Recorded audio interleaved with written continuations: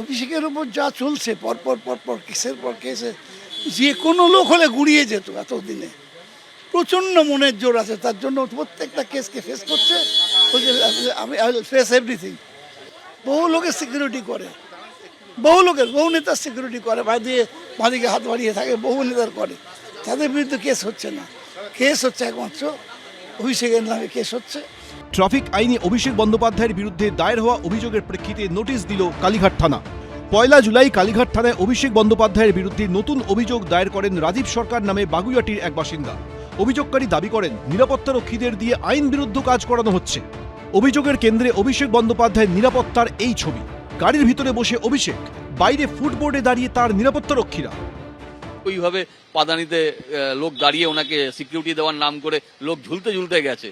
কাল যদি উনি পড়ে যেতেন, কোনো একটা লোক যদি ধরুন অ্যাক্সিডেন্টে পড়ে যেতেন, বা ধরুন ওই লোকের জন্য যদি কোনো রকম অ্যাক্সিডেন্ট অন্য কারোর হতো, তার দায়ভার কি অভিষেক ব্যানার্জি নেবেন?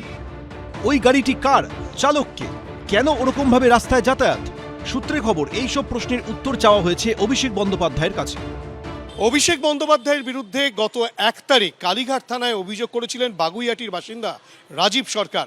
তার অভিযোগ যেটা ছিল যে ডায়মন্ড হারবারের সাংসদ অভিষেক বন্দ্যোপাধ্যায় তিনি যে গাড়িতে চড়েন সেই গাড়ির ফুটবোর্ডে তার নিরাপত্তা রক্ষীরা তারা কিন্তু একেবারে ঝুলতে যায়, যেটা কিন্তু তার নিরাপত্তা রক্ষীদের জন্য যেমন বিপজ্জনক, তার পাশাপাশি পথ চলতি মানুষজনের জন্য বিপজ্জনক।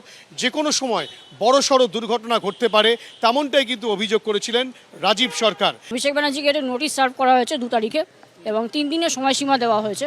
এই 3 দিনের মধ্যে ওনাকে সমস্ত ডিটেলস জানাতে হবে। কে গাড়ি চালাচ্ছিল, গাড়ির মালিক কে, গাড়ির কি ডিটেলস, কেন উনি এইভাবে নিয়ে যাচ্ছিলেন, এই সমস্ত ডিটেলস ওনাকে জানাতে হবে।